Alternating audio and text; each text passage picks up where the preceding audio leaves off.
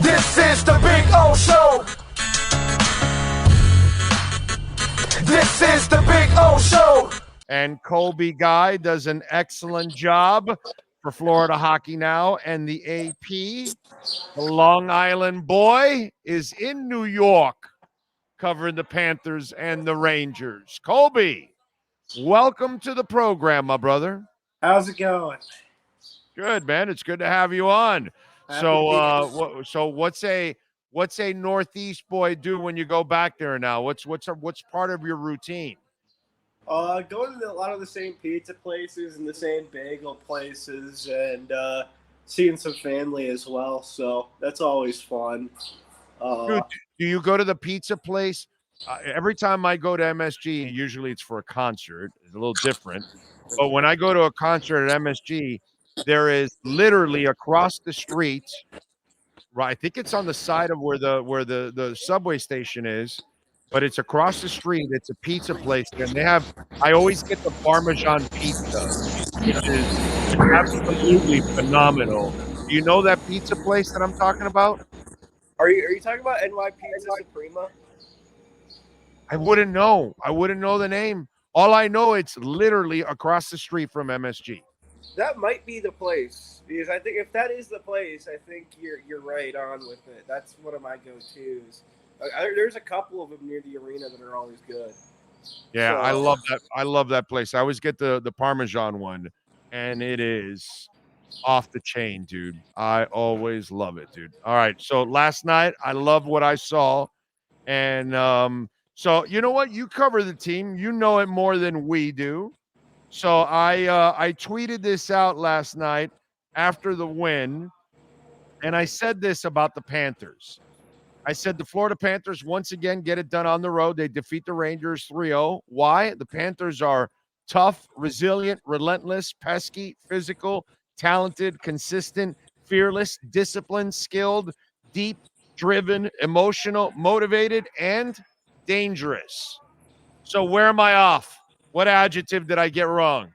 I don't think you got any of them wrong. I mean, that's just kind of the identity of the team. They ever since day one of training camp, they came in hard, and with Paul Maurice's training camp being as hard as it is, from last year to this year, there were guys complaining about it last year. Guys are still trying to get used to it, but you have a group of guys that worked through the summer after everything they experienced in the Stanley Cup final last year to be able to come in and be this disciplined and this hard and this physical in the playoffs.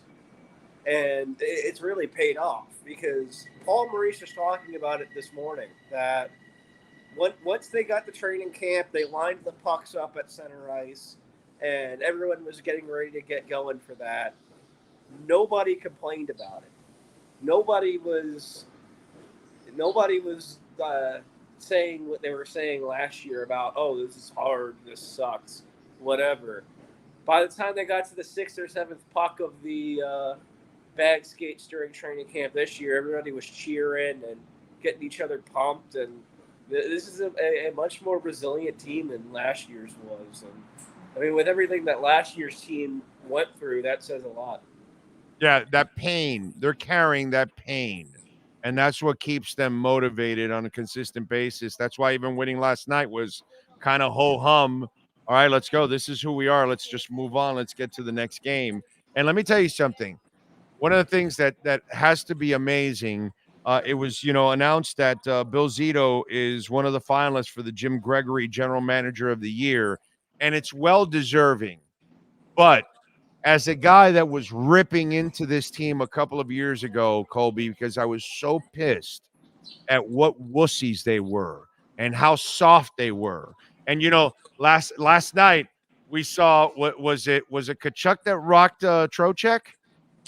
There were a couple of big hits, and I think but Kachuk rocked somebody. Was it Trocheck? So who rocked Trocheck yesterday? I think it was Trocheck. It was Trocheck. And so I used to get so pissed that they would trash Trocheck constantly, and nobody on the Panthers would stand up and get physical and all that. And you can give Bill Zito General Manager of the Year this year if you want to.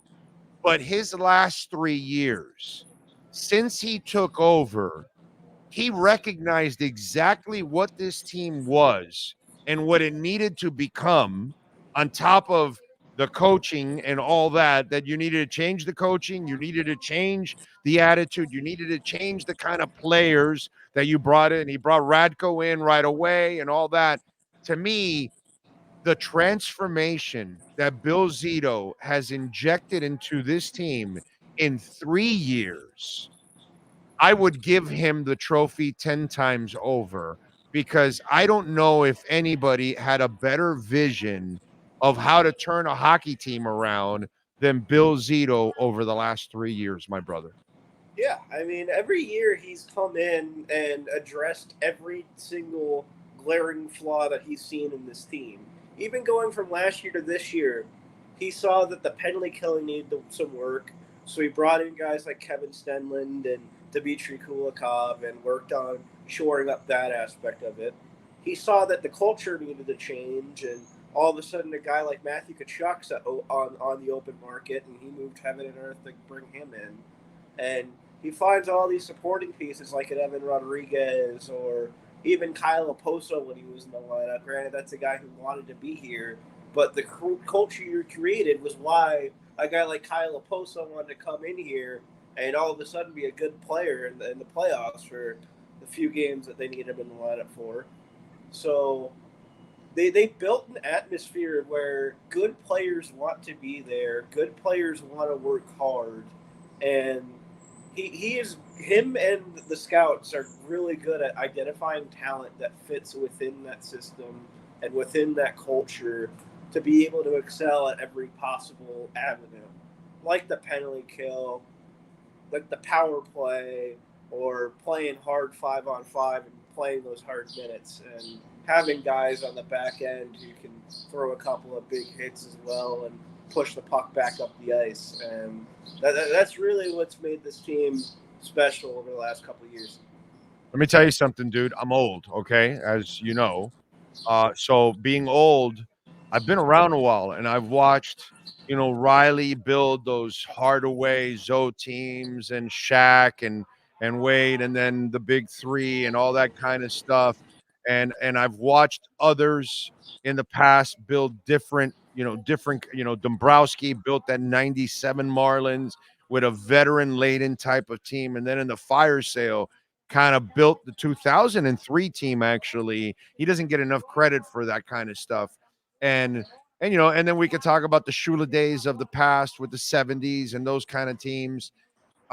This is one of those legendary stretches. That goes with some of these coaches and front offices that I've talked about in South Florida history in the past. This is one of those stretches, because he has built a team that, that's why I used every adjective I could find, that it's mental, it's emotional, it's physical, it's athletic. They fill every stinking category. And that's part of having those great teams that I've talked about in the past on different sports here. Because in the 90s, I was around. I was the beat guy for QAM when the Panthers went. We knew what that was. That was a flukish team. That was all on defense and clutching and grabbing. There was no offense, bro. No, there was no offense to bail out the Beezer in those days. It was all Beezer all the time. You know what I'm saying? And we were just lucky to be there. And when you got there with the Avalanche, you knew you were outmatched and out talented and all that kind of stuff. Zito has built what has the makings of being great. It's up to them now to accomplish it, but they have the makings of being great. And what they did to Tampa is kind of like a passing of the torch. So it's really up to them now to really take advantage of all of this. Yeah, I mean, this is the greatest team that has ever been assembled in Panthers history. And when you look at the checklist of what you need to build a contender in the National Hockey League, this team has all of it. It has two bona fide superstar players in Barkov and Tkachuk who can drive offense on separate lines whenever you need it to. You have another guy like Sam Reinhart who can casually put up 50 goals and play good defense as well. The top is there. You have two or three star defensemen, depending on who you ask, back there to help get things going from the back end. And the depth is just crazy on top of the quality goaltending they have. And God forbid something happens to Sergei Bobrovsky, you have the NHL's leader in save percentage behind him. You have another kid that's capable of playing big NHL games behind him as well. But knock on wood, nothing happens. But when you look at the team on surface level, it has exactly what you want out of a team to compete in the NHL. And looking at how deep it is and how many guys on all four lines can go out there, make contribute offensively, or just kind of push the pace of the forecheck as the team likes doing. I think you have a team that can roll it against anybody, all four lines, and that's really what you need out of a contender. And that's like the first time in Panthers history that you could really say that. I mean, even kind of looking at the Panthers teams throughout my Not even lifetime, close. none of them were really as good as this until Bill Zito kind of came in and found the supporting pieces year after year to kind of support that. Yeah, no, dude, it's not even close. Not even close. Like 2 years ago, I was like Verhage or Tyler Hero, and I was like, the people that pick Hero, I go, you people don't follow hockey. This guy's a freaking stud. Okay, forget about it. You know what I mean? This is a team that's got stars, bro. Reinhardt and Verhage and Kachuk and Barkov. Yeah, this is a sick group that they have put together. This is the kind of group that can do a lot of damage, man. Now again, this is part of this whole process, and this is why it's beautiful because if they're able to put it together and get 7 more wins and lift that cup, that's really what's going to then catapult them to the point of all right, now you believe in yourselves, and then it, Colby, better than most of us. You cover the league. I would imagine they start becoming even sexier of a kind of the kind of team that players want to end up playing for here. You know what I'm saying? Yeah, that's what happened with Tampa Bay after they built their team up, won those two Stanley Cups, and all of a sudden you have players like Corey Perry wanting to join the team on a team friendly contract, and other players wanting to go and join the Tampa Bay Lightning, or in Ryan McDonough's case, wanting to come back after getting traded and specifically asking to get traded back to Tampa Bay. So in that case, I mean, you're good. The moment this team wins the Stanley Cup, it's etched in stone that this is a team that can do it again and can give a player anything that they want. And once they win the Stanley Cup, it's gonna help build this team into a much better market as well. And it's gonna make fans a lot more excited, and in turn, it's gonna kind of give Florida the whole Tampa effect, where Right. I mean, you can't go anywhere without seeing a Lightning jersey in Tampa. Maybe it's going to be the same with the Panthers if they win the Stanley Cup this year. Oh, I covered them when they went to the Stanley Cup. Colby, we used to have 200 to 300 people outside in Pompano waiting for autographs. Okay. For 2 years, it was like that. The year of the cup and the year after, when they would practice, there were 200 to 300 people waiting outside for autographs.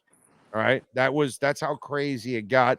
And so we're a bandwagon town, but that's part of it. We weren't a basketball town, and Pat Riley forced us to become a basketball town.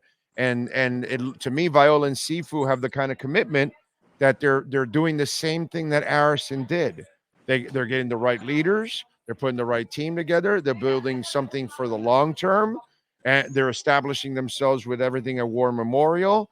And so all they have to do now is have the success. That's what needs to follow. That's why I said everything is set up for these guys now. They have everything. They just got to get it done. And if they do that, dude, they're going to do the same thing that Pat Riley has done to us. They'll make us love hockey. They'll make us want to follow it. They'll make us want to talk about it. So yeah, man, they're on their way. There's no doubt about it. For sure, man. I mean, yeah, I already see it at practices when they let the fans in. There's a couple hundred fans waiting by the cars to get autographs, just like you said, happened in the 90s. And even for a guy like Steven Lorentz, they're out there and they recognize him at those practice ranks. So, All right. So what's the prediction, bro? What happens in game 2? I know you got to go. I think the Panthers are beating the Rangers in 6. I'm going to stick with what I said on Twitter yesterday. I think it's going to be a 6-game series. I don't think the Rangers go down hard, and tomorrow is going to be a big indicator on how much gas the Rangers have left in the tank and if they can kind of push it a little bit more. But this is a good team. They have a lot of depth. They have a really good goaltender.